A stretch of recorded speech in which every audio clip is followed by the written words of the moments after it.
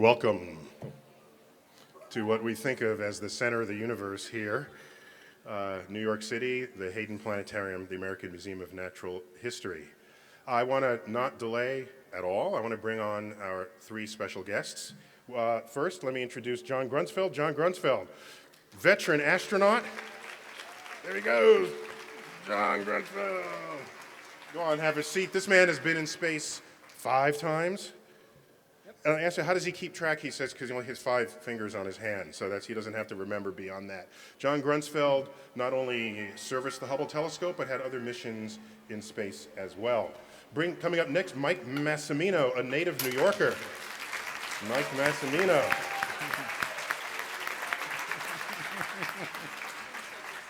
He flew on the very latest mission, STS-125, to service the Hubble Telescope. And you got your astronaut skivvies on here. This is good.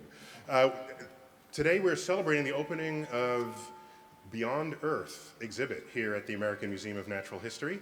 And the curator of that exhibit is my friend and colleague, Mike Shara. Mike Shara, come on up.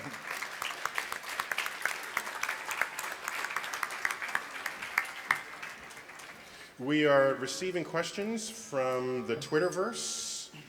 If you post your question with the hashtag AMNHBeyond, we will monitor the questions that you submit.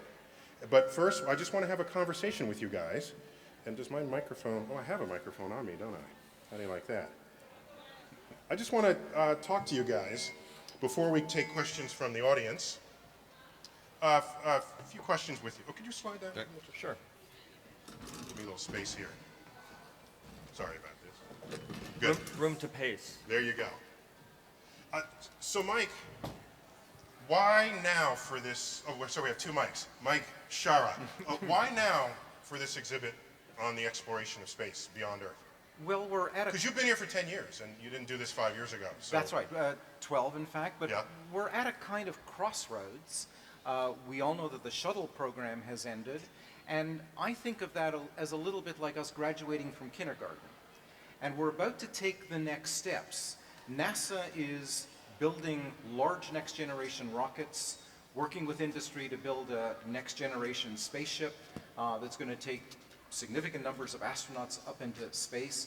We're not going to continue to just circle the Earth. We're going to take more distance steps. I always viewed circling the Earth as boldly going where hundreds have gone before. Well, yes, and hundreds is still a tiny number of people. To be sitting next to 2 of the guys who are actually amongst those hundreds is always a privilege for me. But I'm sure that they, like everybody else, we want to take those next steps out of our backyard into the neighborhood and then into the big city. To visit all the other places in the solar system. And humans are going to do that. That's what we're celebrating. I love when an astrophysicist said in the neighborhood. He's talking like the moon and nearby asteroids. That's the hood. That is. That is. Now, you guys weren't just astronauts. You were astronauts in the service of the frontier of science and the frontier of astrophysics. The Hubble Telescope was launched. It had a mirror problem that would later be fixed. You were on those early missions to service the telescope. But then, as you may have known, the Hubble Telescope could be serviced multiple times, and was. And so we owe a debt of gratitude to the 2 of you and your fellow astronauts for keeping the telescope going so that, in fact, it became, yeah, go for it, give it up. The Hubble Telescope became the most, I think, I'll stand over here. There we go. Oh, by the way, it's a great science experiment to do, just to follow the feedback. Yeah, do that at home when you have a chance. Here, this should be clear. So the Hubble Telescope was one of the most significant scientific instruments ever, not only because of how many scientists participated in it, but how long it lasted and its impact on the frontier of a field. So was that part of the motivation? That's not why you became astronauts, right? But it turned out that was part of your portfolio of missions. Can you tell me what added significance fixing the Hubble had for you? Actually, when I was about 6 or 7 years old, I decided I wanted to be an astronaut. That's younger than that. Who's the youngest one here? Raise your hand if you're the young. There we go. How old are you? 3. We got a 3-year-old in the audience. And Okay. do you want to go to space?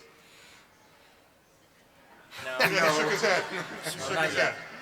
But I decided I wanted to be an astronaut, and as I grew up and started studying science, I decided I wanted to be an astrophysicist. And I always just assumed, this is high school, that by the time I was a professional, that all astronomers would go to space. And so it just seemed very natural. So I sort of achieved that through the Hubble Space Telescope. And I'll just add that the Hubble story isn't over yet. We did a complete makeover just 2 years ago on the Hubble, and so it has a very bright future ahead of us. About how many years more? I think we can get probably almost another 10 years more. Another 10 years? Yep. Very nice. And so how did you feel out there, spacewalking, working on the Hubble? Neil, it was amazing. Oh, by the way, there's a picture of you guys back here. Yeah, it's a whole family right there. Allow me to note that it's cloudy in this photo, yet they're all wearing sunglasses. Is this, I don't, is that just how to, so we got to do that. Here we go. Okay. Okay, now I can hang with you guys. That's right. You look cool now. How to be cool. You're already cool as an astronaut. You didn't have to put on the sunglasses. The rest of us have to pretend. So tell me. What? I never noticed that before. That. What were you doing with that? That's a good point. Very observant. So tell me. You're out there. You're either booted in or you're floating, but the telescope is there. Earth is beneath you. I was going to say Earth is spinning below you, but you're orbiting Earth faster than Earth is spinning. So how many sunrises do you get per orbit? You get per orbit. You get to see one sunrise, one sunset. Oh, in a day. In a day, you'll get 16 because you're going every 90 minutes. You're doing another lap. 16 sunrises. And you said about the Earth spinning, which made me think. One cool thing about spacewalking, Neil, is that where you can, in the sunlight, if you had a thermometer out there, it could be a couple hundred degrees Fahrenheit. The sun is warm and really bright. It's the brightest white I've ever experienced spacewalk. When you're inside the cabin, record show the sun is white, not yellow. White, really bright. It's like a pure, almost like a pure light. And then when you go into the dark part of the Earth, 45 minutes later, it is the blackest black I've ever experienced. It's like the absence of light. And the temperature changes well. You can kind of feel it coming as you're coming up on a sunset. You almost feel like chill, almost like if a cold current of water comes in the ocean, and you can kind of look and you'll see it coming, and you can see the line where there's daylight and where there's darkness. And as we are going faster than it is, than the Earth is rotating, but we can see that line tracking, and it's really it's such a cool experience is to see that line traveling. Now your suit is insulated, so it's not like you boil then freeze. No. Because I know you guys are tough. Right. But your suit makes it kind of soft. Our suit for you. protects us. Your suit protects. And we are able to control the temperature. We're wearing a cooling garment so we can make it warmer or colder. So we're never really uncomfortable out there because we can control the temperature. But seeing that track, you can see, all right, it's daytime here, and here comes the sun. The sun's going away. You can see the nightfall as you're going into it. It's really cool. You just said you have a dial that controls your... We do. That's very cool. Well, I want one of those. It's pretty, it's good, but you got to wear fancy underwear with it, though. It's because we wear a big pair of fancy underwear that has these cooling tubes. What that dial does is it controls water flow over this fancy pair of underwear. This fancy long johns had all these water. So it's like tubes. water There's tubes. tubes. It's just tubes, right? And it's hooked up to your backpack that you're wearing out there, and then the water goes over your body, takes the heat away, and then it sublimates off an ice pack that you have on your backpack. But it's a fancy pair of underwear. If you were wearing those, you could wear the cooling garment. You could wear you could use the dial and everything, but it's a little cumbersome here. It's easy just to work the thermostat. Yeah. So turning the whole room into what your suit exactly would be on the outside. Right. You're in your own little space. Now, I got to ask, if you're out spacewalking, what happens if you got to go to potty? John? Sounds like John did go to potty while he was spacewalking. So John, I think we've heard about how you might do it in the space station itself, because that's a full place. Right. But we're out. Is it, okay, whoever has to go before you go spacewalking? Is there such an announcement? Yeah, so you definitely want to go before you get in the spacesuit, because it is your own little spaceship. It's all sealed up, and typically you're in the spacesuit anywhere between 7 and 9 hours. Mike Massimino was in the spacesuit for 9 hours. No coffee beforehand. No. Yes. No. So no coffee. You don't want to drink too much.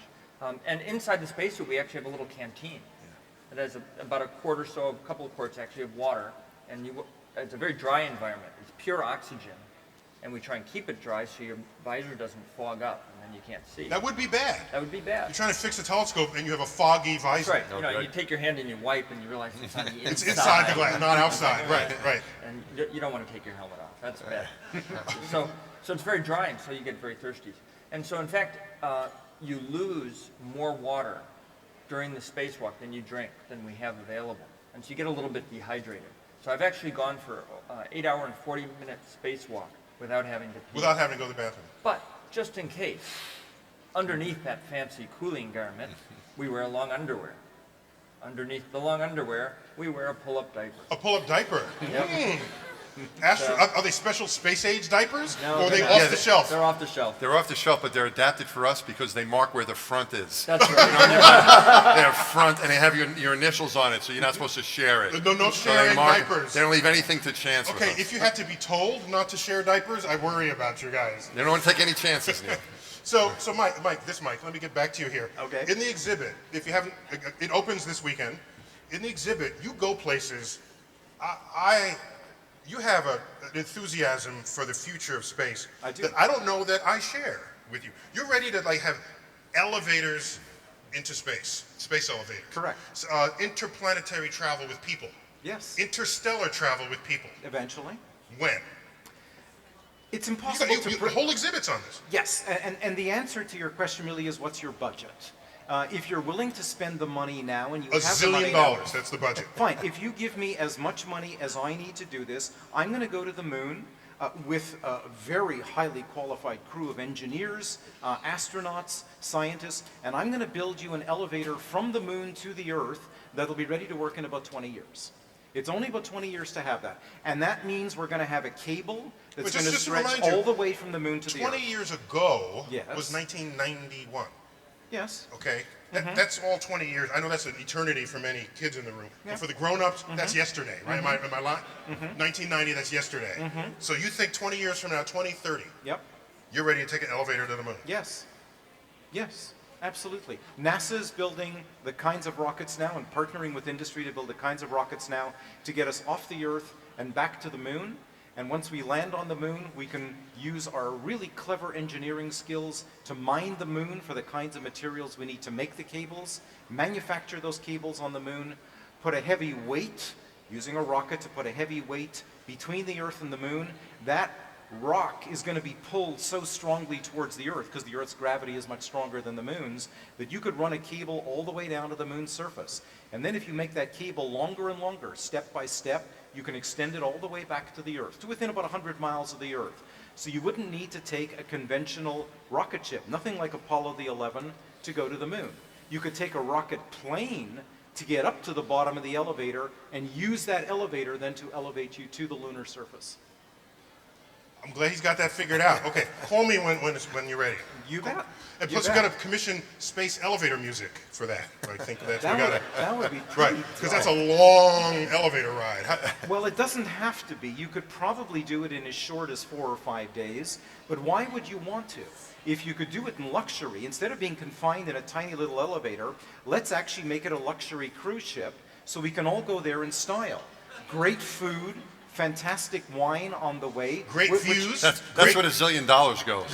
There you go. great We're- views. Fantastic views and weightlessness. When we get about 90% of the way to the moon, the pull of the moon one way and the Earth the other way balance, and you will be completely weightless. And you can float around for as long as you want. You can do sports in weightlessness. I would love to try ZeroG Baseball. I think it would be really cool. Yeah, but so what happens is Just don't break a window. That's Yeah, it. break away. So a couple more questions, and then I want to open it up to our Twitterverse as well as people in the room here. The two of you, you're both still, you're no longer in the astronaut corps. Right. Is that correct? But you still are. I am. And how many astronauts are there at NASA right now? We have about 60, 65 astronauts. About 60. U.S. And then there we have- was a then we- launch yeah. just a couple of nights ago. Yep, Dan Burbank went up to Dan the Burbank. International Space Station. Yep, He launched on a Soyuz capsule. he did. And it launched in the snow. I observed that. That was Yes, interesting. yeah. So in Russia, they launch in the snow, but in Florida, if there's a cloud coming in front, they cancel. That's right. We're very finicky. We're a little. So the Russians are hardier than we are? Well, with the space shuttle program, we were a little concerned about the temperature affecting the the launch. In fact, my first trip into space with John, we were delayed one day because of the weather, because it was too cold the first night. But too cold for Florida means too what cold temperature? it was below 32 degrees, like below Oh, freezing. it went below freezing. Yeah, Okay. but we were sleeping when they made this decision. So I woke up thinking it was going to be my first trip into space that day, Neil. And I called my wife, of course, to say, hey, I'm getting ready to get dressed. I'm going to go. I'll see you in a couple weeks. And she says, oh, they didn't tell you? I said, they didn't tell me what? She goes, you're not going anywhere today. And that's how I found out that I wasn't going into space. Yeah, that's kind of funny. Calling, honey, I'll be home in a couple of weeks. Yeah, I'll I'm be in a going couple into weeks. space. Yeah. That's just kind of, you know. But yes, Dan did launch with a very cold weather, and they were able to get him up there. So. Yeah, the Russians are just tough folks over there. They, And a they capsule, are. the It's very knees are robust. up like this, right? Yeah, it's really Your tight. space shuttle is like a limousine compared with. That's right. It's a tight fit. But You guys have cup holders in your. we need a little, not as much luxury as Mike was describing. And But that's we did have a lot more room. But you know, the Soyuz was just to get you to low Earth orbit, get to the space station as quickly as possible, just a couple days. Whereas He's the docking shuttle, today. He's docking today. We're with the shuttle. You know, we were trying to stay up there for 2 weeks or so. Right. Thank you. So I'm going to start taking questions from the audience. And if you have one, just raise your hand. In the meantime, we also have questions coming in. Here's one. How hard is it to be in space from 0 to 10? Does that mean? How hard is it to be in space from 0 to 10? If you're between 0 and 10 years old, Yeah. No, I think Are we ever going to launch on a kids 0 into to 10 space? scale, A scale how of hard 1 is to it? 10. that's Oh, what it's it is. how hard is Right, I it? think you got it. See, smart guy Yeah. figured it out. So I Yeah, you think, got it. Question is, How how hard hard is is- it on a scale of 0 to 10? How hard is it to be in space? okay, so I'm going to change it a little bit. How hard is it to get to space? That's a 10. That's a Very 10. hard. It takes an enormous amount of energy using today's chemical propulsion to get from the surface of the Earth, where we're basically standing still, to 17,500 miles an hour. You've seen the space shuttle launch. There was a picture back there. Enormous amount of energy. Even the little, robust Soyuz rocket that can launch in a snowstorm has an enormous amount of energy stored in its kerosene and liquid oxygen fuel. And that speed, most of us think the rockets are to get it high into the sky, but most of that energy is to send it sideways. That's right. And so that's just enough velocity in free fall that it keeps falling towards the Earth and missing. So think about that. So that's how hard it is. How hard is it to be in space once you get there? And I think actually that's close to a 1 or a 0. It's hard work, but it's so magical and so much fun that I'd like to be there all the time. John, I know John very well for many years, and we've done a lot of things together. I've never seen him happier than when we're in space. He's just very, very happy fellow when he's up there. So that means down here he's just I shouldn't say an annoying. No. As soon as I said that, I knew I was so. He's very happy with his family on Earth. He enjoys being with his family and his friends on Earth, but he's also very well suited to be in space. Okay, a question here from the audience. Tell me your name and what school you're from. My name is Ryan Hercules, and I'm from Wagner. Wagner School, middle school. What was a regular day for astronaut in preparation for a mission? Regular day for astronaut preparations for a mission. You know, in the old days, we remembered the folks with the right stuff, and they'd be in the desert and survival training and all this. I guess that's not what you have to do today. How different is it? Actually, we still do that. They Mike strand you in the desert? Mike Massimino and myself Yeah. and the rest of our previous crew, STS-109, and some other astronauts spent 9 days out in the desert training with big backpacks and doing rappelling on ropes. So you are the right stuff. Well, I don't know about that, but apparently we were right enough to be able to go and fix the Hubble Space We got Telescope. back. You got back. But when we're living in Houston and training, it's kind of like going back to school. You learn from books. You have instructors, teachers who teach you how to do things. And one of the most fun things, I think one of the most fun things to do is to train in the big white spacesuit. Maybe, Mass, you can talk about the swimming pool. Yeah, we have a giant pool that we train inside of in Houston. It's 200 feet long, it's 100 feet wide, and it's 40 feet deep. It's huge. Yeah, it's the biggest pool in the world. Biggest pool in the world. Yes. So it's not just a big pool. It's the biggest and you've been there, swimming Neil. pool. Not in it, but, Yeah, but at you've been at the pool. Yeah. It's huge. We can fit a space station inside and a space shuttle inside and a model of the Hubble Space Telescope, and it gives us the opportunity to learn how to use our tools and to move in our spacesuits. We wear the big white spacesuits and how to work as a team. Why don't you just go into the zero gravity room? We don't have that here. You got one of those here, Mike? We don't have that. We don't What's have your a budget? zero. Give me Yeah. the budget. There's Okay, no such thing as a zero No gravity such thing as a zero. unfortunately. Let the record show. Not on Earth. Because we have Dr. Neil Tyson, the famous astrophysicist here, we have to clear up one thing once and for all.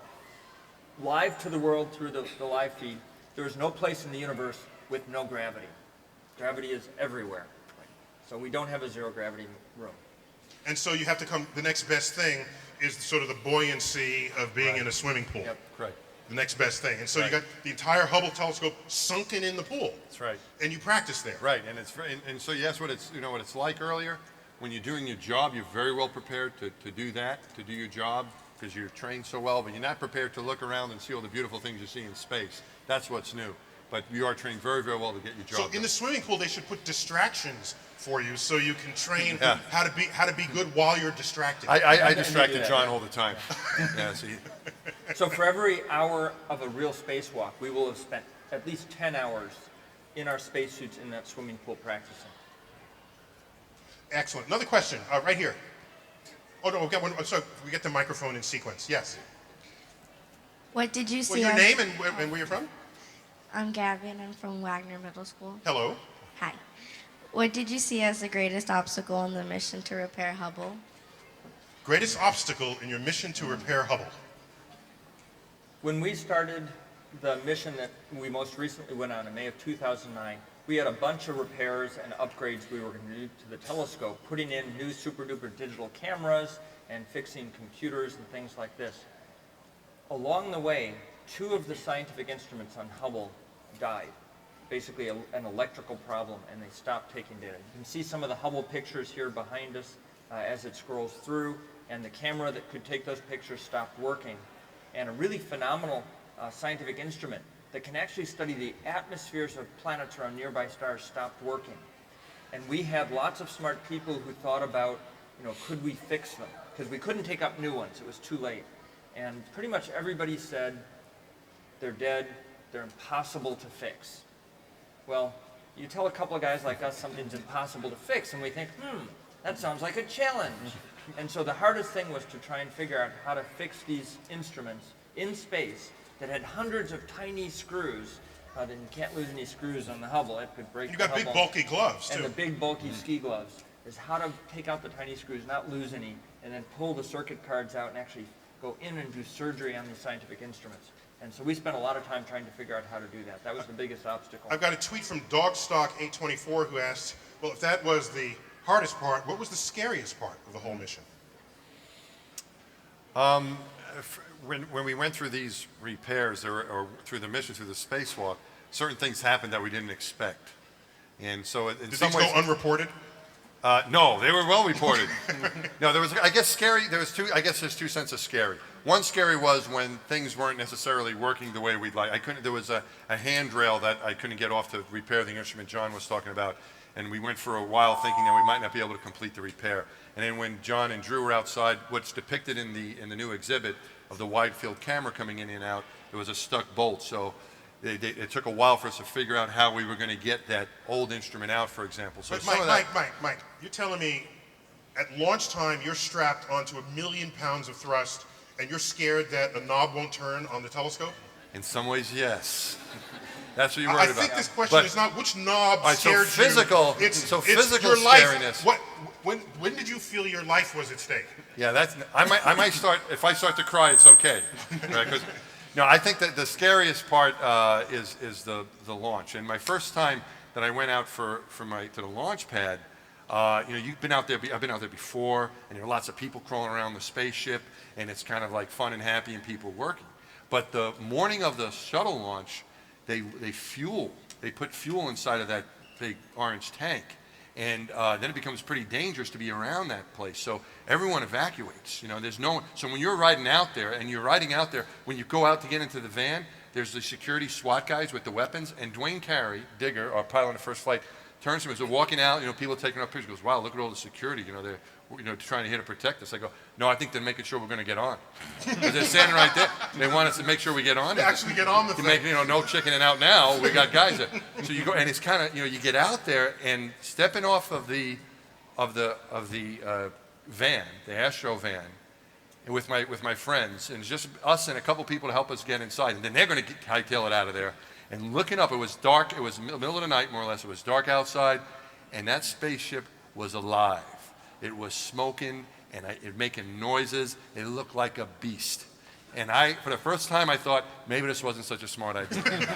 So that was when I was Mike most scared. and the Beast. But once we got inside, That everything sounds was like okay. a children's story you got to Mike, write. it was like it was a live beast. And so the actual danger is manifest by the fact that everyone left. Yeah, everyone else is gone. It's you in the cabin, Right. And no one else is around you for miles. That's right. Except for some control panels that attach to you by wire. Right, it was With it. the launch button. Right, we could talk to them, but we were out there on our own, and it was dark out. I think they just added to the whole thing.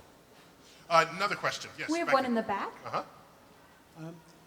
How close do you think we are to a practical manned mission to Mars? Mike Shara. How close are we to a practical manned mission to Mars? What's your budget? And I know that I'm repeating that. If we had the money and if we had the will, the desire to do this, and we did a very systematic engineering approach, I'm convinced that we could have humans at least orbit Mars in 15 to 20 years. And, At what cost? Give me a price. I would guess today that it's probably $200 to $300 billion. Few to hundred. do it. Oh, that's all. That's it. But you know, we spent $100 billion to build the International Space Station. This is not outside the capabilities of humanity. If we decide that this is something important to do, we can do it. It's something we can do. And the things that come from this, that would come from this, I think would repay us 100-fold. Every laptop that you use, every cell phone you use today, every computer, much of our modern lives, a lot of modern engineering, science, technology, imaging technology, comes from some part of the space program. You get back $100 for every dollar you spend. You don't see it right away, and you're often surprised where it comes back. In addition, you get our kids and adults interested in science and technology. We all become more literate about the world and the universe. So I think the answer to your question is about 20 years, if we're willing to spend the money, if we have the nerve, if we have the vision to do it. We have the audacity. Yeah, yeah, I think it's mostly about the will and the desire. that's right. Because if you compare that, $200 or $300 billion to other activities we're doing now, bailouts, expeditionary events in Afghanistan and Iraq, Yep. these are small numbers compared to what we spend there. What a polite way to say it. Expeditionary events in Iran and Iraq. Iraq and And the Mars and expedition Afghanistan. is something truly transforming for humanity. And I think it's going to be 2033 because that's when the planets align. Wait, I got one from, hang on one sec, from T. Colon 2017, asked, how does it feel to be in ZeroG? Because I always wondered, when you're in a car and you go over that sort of a bump, it's not a bump, but it's sort of a rise in the road, your stomach feels like it's up in your throat. Do you feel that all the time, or is there some other phenomenon going on biologically? Your body adapts. At first, when you get up there, you have a little bit of stomach awareness. Stomach awareness. I knew I'd like that. Guess what he's talking about? Yeah. What do you don't think feel- he's mentioning? Stomach awareness. What do you think he's talking about?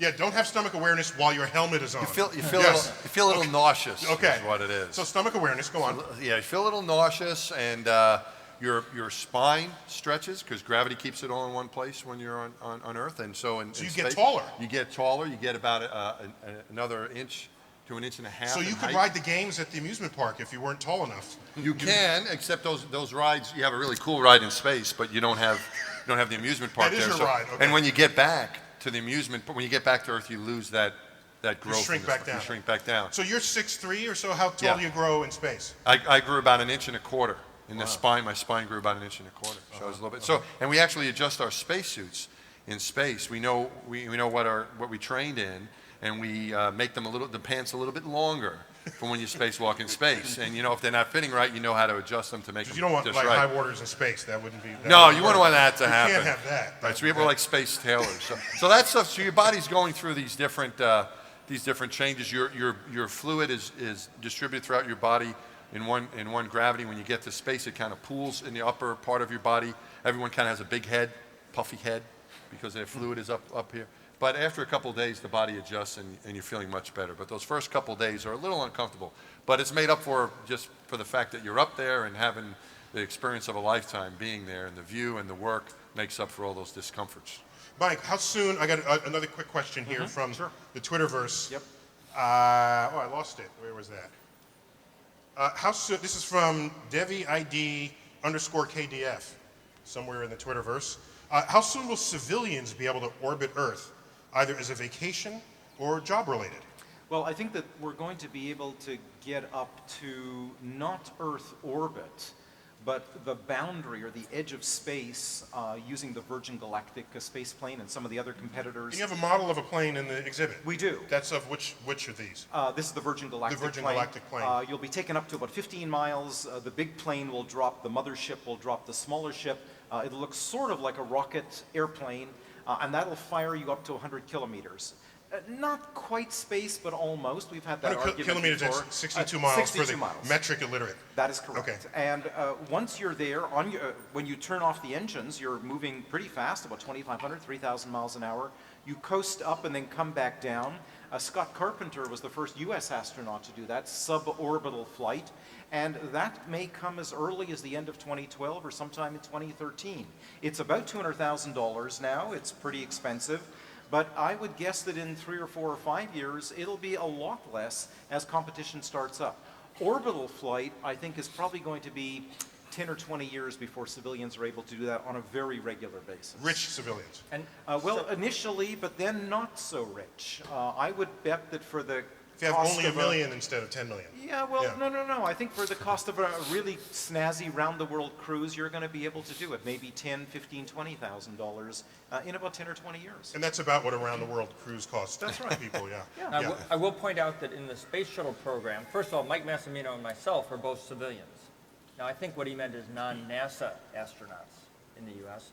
And we've flown actually about a dozen or so, actually probably 2 dozen people who were not NASA employees, Like school teachers and things. school teachers and specialists. Journalists even.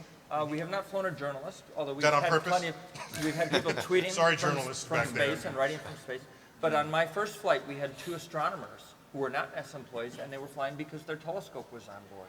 And so we've flown many civilians. Plus, in the Russian program, there have been 6 or so space tourists who have flown to space. So we're already there flying civilians in space. It's just a little pricey. Another question from the floor. Got to be where the microphone is. Oh, he's. We got it right here. Dueling Go on. microphones. We'll come to you next. I'm Roman Leventhal from Wagner, Huh? and my question is, when you replace the parts of the Hubble telescope, do you use identical parts or do you add improvements that increase image quality or range?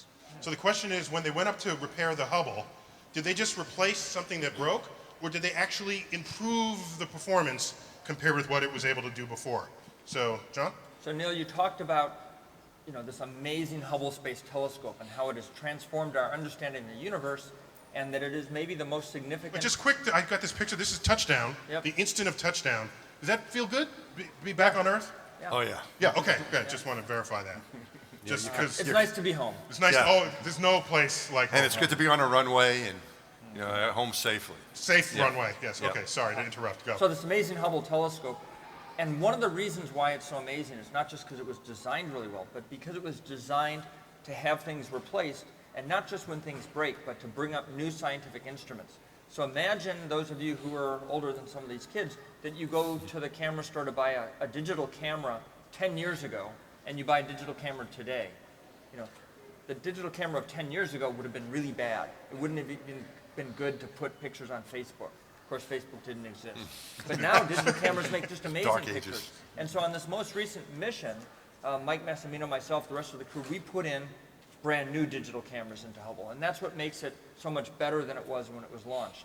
Now, there are some things when they break, an old spacecraft computer, that we take one off the shelf and put a new one in.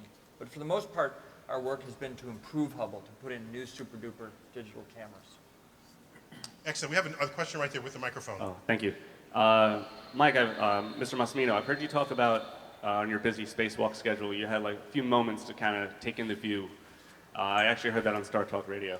I was wondering if you could expand on that and tell us that story again, because I thought that was really incredible. Oh, This is when you should have been paying attention to the telescope.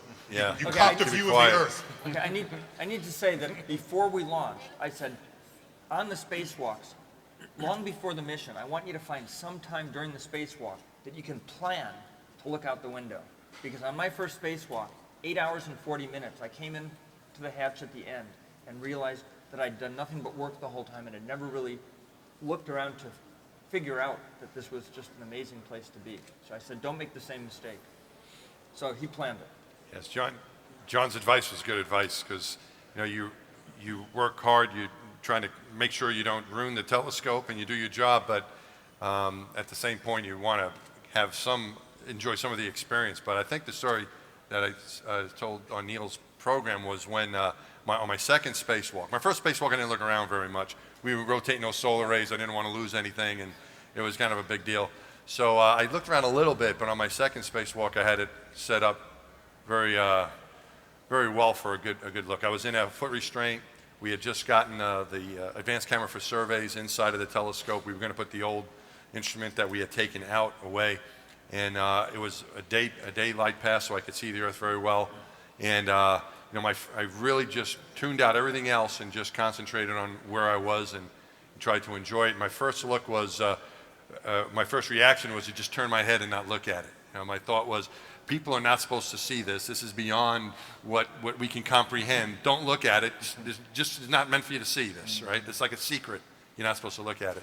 And I quickly got over that and looked again, and just the sheer beauty of what I was looking at, I started Earth turning below. Just Earth turning below, just the beauty of there's no words to describe, awesome, beautiful, doesn't cut it. It's more beautiful than that. And just looking at it, I started to get a bit emotional. Did I tell you this, John? Yeah. All right, good, because not too many people notice. You got to keep it quiet. Don't tell Because anybody. I actually started to tear up inside of my spacesuit. I started to just get emotional. I couldn't believe how beautiful the Earth was, and I had this opportunity to look at it. I was just overwhelmed. And then I got nervous because at the time we had that trouble with the drink bag. Water was getting loose. It could create a problem in your suit. It was creating eye irritation. It's a long story, but it's a bad thing to have water loose in your suit. And I think this is really bad because if I do something, I'm going to have to. If something happens, they're going to be an investigation. I'm going to have to tell them what happened, and they're going to make fun of me for crying. Right? So I can tell John he's a good friend, but the other guys will make fun of me. But the third time I looked, after I got myself under control, the thought went through my head was, if you were in heaven, this would be the view. This is the view from heaven. And then it was replaced just a moment after that by, no, it's more beautiful than that. This is what heaven must look like. And that's what I felt at those moments. I still get goosebumps just thinking about it, that I really felt like I was looking into paradise. It's the most beautiful thing I think that anyone can ever see, and I'm very grateful that I've had a chance to see it. There's the I think we have time for a couple more questions. Just a we couple have more. one here. Sure, go ahead. My name is Edward Garcia, and the school I go to is Columbia Secondary. Let's say if you coming back from a mission and you're heading to Earth, but your rocket goes the wrong way, and you end up in an unlivable place and they can't find you. What would you do? Yeah, I've seen episodes of Twilight Zone like this, so the question was, suppose that you get sent into space and you turn left instead of right, or your guidance doesn't work, and you land someplace you weren't supposed to. Desolate, hostile, what do you do? That's a great question, and you showed the picture of the space shuttle landing on the runway, and Mike Massimino said, you feel good because you're on a runway. And that's because the space shuttle can only land on a runway, and only a certain runway. So the space shuttle has to land in the right place. But a pilot could probably take it down in the Hudson River, I'm sure. We've landed stuff in the Hudson. But we talked about Dan Burbank launching on the Soyuz capsule. When you come back on a Soyuz capsule, sometimes it doesn't go to the right place. If it's not guided just right, it might be 300 miles off. But at least it lands on Earth. Yes. On Earth, Yes, right. okay. So as long as you're landing on Earth, and there are a lot of inhospitable places. So inside of the capsule, we carry survival gear. Inside the Soyuz capsule, there's even chewing gum and a fishing hook and fishing line and matches. And Chewing gum is part of your survival gear? Apparently. Yeah. So you never know. There's all sorts of other strange things, and Water. food and water. And so. So you're telling me that under the console in the space shuttle, there's no, chewing not the gum? space shuttle. This is Soyuz. No, the Soyuz. Well, we had it in our Chewing survival gum kit. underneath the table. We had in our, if we had to bail out of the shuttle, because you can't land in the water with the shuttle, you bail out. Actually, it'd be tough to do the thing that Scully could land the shuttle in the Hudson, yeah, I'm sure. he's not working for us all. But we had it in our Yeah, survival kit yeah, too. in our, actually in the orange suit in our pocket, we had a survival kit. And so we trained how to do that survival. In fact, that's one of the first things you do as an astronaut is go to survival training. So you think if you landed on an exotic planet, maybe you could survive a little while until a few hours. The chewing gum will surely help. That's just a pastime till someone come gets you. So hopefully someone's going to come But first get we have to discover those exotic planets and make the Yeah. spaceships to get there. Bingo. Which is the exhibit. You got it. So who's got the microphone now? Right here? Yes. What do astronauts do? Your for name fun? and school? Aaliyah, and I'm from Global Neighborhood. What do astronauts do for fun in space? What do astronauts do for fun in space? Okay, don't tell us your funnest thing. Give us your second funnest thing. Well, for me, the most fun thing to do of all is to do a spacewalk and to fix the Hubble Space Telescope. So that's the most fun thing that you told me not to say. I'll tell you something kind of a little unusual, which is we had finished all of our spacewalks, ready to come home, and the weather in Florida was terrible. So they let us, well, we had to stay up a little bit longer. We couldn't land. I mean, big thunderstorms, lightning, very scary looking. So this is extra space time. So this is extra space time. This is like bonus round. Right, so as you heard, I love to be in space, so I'm thinking I hope the weather's bad for weeks. Of course, that's all the food we had, and oxygen, and important things like that. Before you start eating each other, yes. You were anyway. That's a different movie. But Mission Control was really great. They uplinked a movie for us to watch, a full-length feature film. So we got to see. So I guess that would not have been the 1960s film Marooned. No. No, it was not that film. No, we did watch Apollo 13. You did watch Apollo. It's a little strange context, but we got to see the Star Trek movie in space. The Star Trek movie. And so it was great as a crew to be in the mid-deck, bring the inside of the space shuttle where we sleep, bring the lights down, put up the screen on the wall, a computer, and watch a movie. That was kind of fun. Cool. For me, just to add with those couple of days with John, I mean, the movie was one thing, and some of our crewmates were watching movies, but for me, the best thing during that time was to look out the window. And to look out the window with John, particularly during the night passes, because John knew what we were. I mean, I don't know if you were making that stuff up or not, with all the constellations. But John's an astronomer, and he was, and we was sitting. We had the best. There's a very good planetarium you have here, Neil, but we had a pretty good one up there too. No, where we were able to just look out the window. Very. Well, we'll see. It was really fun just to look out the window and observe the Earth and look at the stars. I'll tell you why the Hayden sky is better than the sky you saw from orbit. Go ahead. Because we have stars in the Hayden dome. Yep. That are dimmer than what your eye can see. And we can actually ratchet it up and see more. All right. Just so you know. All right. That's a good thing. So you actually never have to leave That's New York. That's a good thing. Yeah. That's a good thing. No, I'm sure it's great because there's no light pollution, there's no atmosphere above it, everything must be sharp. Yeah, stars don't twinkle. Stars don't twinkle. Yeah. A bad thing that hurts every astronomer. Let me end with one question from the Twitterverse. This is an easy one. You probably get this a zillion times, but I will never get tired of hearing it. We heard it from you, John, but I don't know that we heard from you. Mike, what inspired you to become an astronaut when you were a kid? When I was 6 years old, when Neil Armstrong walked on the moon. We're both 6 years old. I was seeing Gemini. Well, oh, no, you did say, I got the, who's the one that said what, you gave us, so John, tell us. Go ahead. Who told us who was inspired? Well, we I told it earlier. You both said, okay, yeah, well, go to the next question. No. Go ahead. So how about this? The today, moon landing and was what really affected me. What would inspire someone today to want to become an astronaut? Because we don't have a moon landing to reference. So let me turn the question into that. I think with the space station program, we're still sending astronauts to space. I think we're doing a lot of exciting things. I think that with the commercial companies now developing spaceships, I think it'll open up the opportunities for more exploration in low Earth orbit. And with the development of new spaceship and rockets that can go beyond Earth orbit, which is what we're doing now, I think we'll be exploring the solar system in a few years. And I think the other thing that can inspire them is, is coming here as well. When I was a kid, it was the moon landing happened, but I was local enough to the New York area to be able to come here and get inspired. So that's why, I think your exhibit is great, and this place is a great place for people to come and get inspired. So that's what inspired me when I was little, and I think it's going to keep doing the same thing for these guys. There's a question here from Gabby Loves 1D. Have you ever tried to moonwalk like Michael Jackson up there? Well, you don't need to do it that way.